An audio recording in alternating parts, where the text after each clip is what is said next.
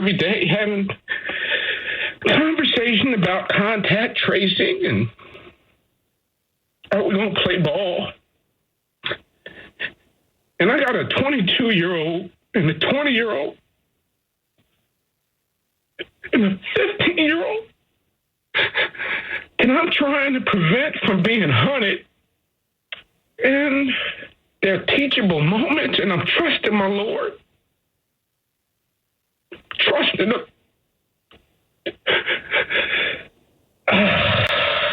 I'm proud of what the guys and the women are doing.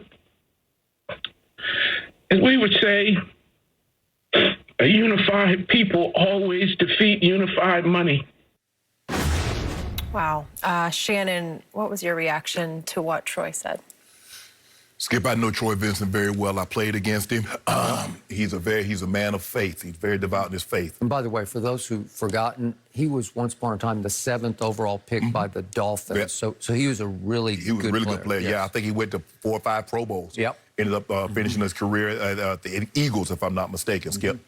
His emotions are raw, like a lot of people. And he's talking about he has 3 black sons that George Floyd, Jacob Blake, Ahmaud Arbery, all that is going through your mind. Skip, you know, I tell the story about Oscar Romero, who was an El Salvador. He was a Catholic priest who was later canonized and became Saint Romero. And he said some things can only be seen through the eyes that have cried. Skip, I remember the first time I really cried for my grandmother is when I found out what Alzheimer's is. And I saw people that that was, you know, married and had been with someone for 50 years, and they didn't recognize them. And it really dawned on me that my grandmother could be afflicted with this, and she wouldn't remember her baby. My grandmother had raised me. I slept with my grandmother until I was 15 years of age. So now, how is that gonna make me feel, Skip? The woman that I know loved me with all of her heart, loved me more than she loved her own. Yep. She wouldn't remember me.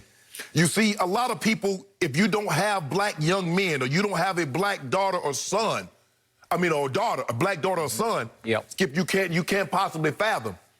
People ask me, Shannon, what's the hardest job you've ever had? And I was thinking about it, I said, I did manual labor, grew up on a farm, chickens, bale hay, loaded watermelons, picked pecans, clipped onions. You know what I told them, Skip? Being black. It's the hardest job in America because you don't get paid for it. And it's a heavy burden to bear. And you can't get good at it because all you'll ever be is black. And no matter what you become, it will always be preceded by being black. He's a coach. Oh, Doc Rivers, a hell of a black coach. Oh, he's a quarterback? Boy, that's a hell of a black quarterback. He's the first black quarterback to do this. He can't ever be just that. He'll always be black. Boy, that's a heavy burden. And that's a job to be that. And guess what, Skip? Can't nobody teach you how to be black. You're just born with it. And then you go from there. And you have to navigate your way in society. Yep. What to say, what not to say. How to look, how not to look. How to cut your hair, how not to cut your hair. All these things that white parents never tell their kids, we got to have these constant conversations. I have a conversation with my son all the time. You good? I always worry when he calls me like, damn, something going on, Skip, be about to be 28. And I always tell him, I say, son, if they rob you of your dignity in the street, live with it. Yep. Live with it. Live with it. Daddy coming. Daddy might be getting ready to go on there with Skip, but Skip will understand, I'm coming. Yep. I got the means. We get the best attorneys. We got to go to Ed Garland. We got to go to Slade Eye. We got whoever we got to get. We get it rectified. But I can't do nothing if you in the morgue, bruh. So it's not worth it. And he's saying this is raw. You feel the emotion. You hear that from a lot of black fathers. You hear it from Chris Webber. You hear it from Doc Rivers. You hear it from Jim Jackson that used to work here, Skip. Robert Orr, you hear that. And if you don't have that, if you don't have that fear, Skip, you know what? I was wondering, I was thinking, I'm going to turn it over to you, Skip. I wonder what. Do white parents ever worry about this? Of their sons, daughters walking out the door, having contact with a police officer and not coming home? I wonder that. I wonder. Because we do. Every time. Obviously you do. I do. Yeah. And obviously we don't. Skip, and he said you would be naive to think that some players in the NFL are not thinking about what the NBA players did last night. Yesterday was a very good day for the National Football League. I was very proud of the reaction of that league after what happened with the NBA. The NBA and the Bucks set the tone. That was the first big domino. But the NFL, the players, they spoke and acted well for themselves. But I want to get back to Troy Vincent and how powerfully those words, just in audio, because it was on radio, hit me. It hit me just as hard as Doc's speech that he gave the other night hit me. I want to remind everybody, Troy Vincent is the head of football operations for the National Football League.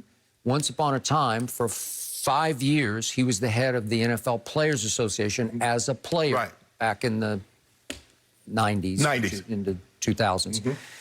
And he has risen up the ranks. He is a right-hand man of Roger Goodell. He is a first lieutenant of Roger Goodell. He is. He's in a very powerful position, and at times he has to be a little careful about what he says publicly. He's privy to a lot of private conversations. A lot of private conversations. And what do you always tell me about Roger Goodell? He represents 32 very powerful, strongly opinionated men. Yes. And in the end, he has to try to keep them all happy as best he can. Well, Troy's somewhat in the same boat. So for him to speak out like this, there are some of those owners who won't love what he said. Of course not. He started the interview with a curse word, which again, I'm fine with because he said this bleep, this bleep has got to end. And it just spilled out. I think he couldn't catch it. Couldn't stop it because that's the operative word for him. That word that starts with SH is his word to describe that has got to end. And he went into how his job right now entails contact tracing in case they have positive coronavirus COVID tests. And he said, I'm constantly having to worry about, can we play football? And he's trying to say, right now, my mind has gone elsewhere because I have to worry about my sons, and in the words he used, being hunted, being hunted, obviously by white cops. And one of those sons, by the way, plays defensive tackle for Ohio State. So he's a good player, was highly recruited, and so not that he cares anymore about that son, but he has one in a prominent position. And then Troy concluded by using a saying that we've heard before, but he said it, a unified people always defeat unified money. Okay, Troy, you work for the money, right? Exactly. You do. Yes. You're on that side of the fence right now. But he had the guts to speak out to the black community, to the black players, black and white players, obviously, that a unified front can overcome the powers that be. Those with the deepest pockets can be overcome. We're back to Dr. King. That's what he would have said. Yes.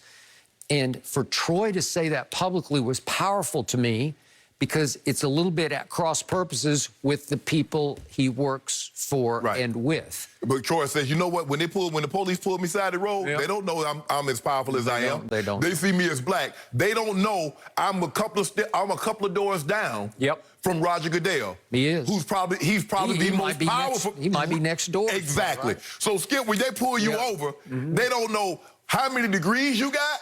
They don't know how much money you got. No. All they know is that you black. That's what you are. That's it. So I want to applaud Troy Vincent for taking this stand. It really resonates with me. And I said this about Doc's soliloquy that he gave the other day. It's great when LeBron speaks out or Chris Paul speaks out or anybody else speaks out in prominent player positions. But for Doc Rivers, the son of a Chicago cop, to take that kind of a stand, and then for Troy Vincent to risk risk his job a little bit, to step out of character and take this stand. It's powerful. And he mentioned, Skip, he said, but in full transparency, many not, he said, talking about the owners, he said, because they're not in the disruption business. And you see, and that's the thing, because, Skip, when I say being black is a hard job, because it's a job, Skip, no matter what the job is, I can go to school.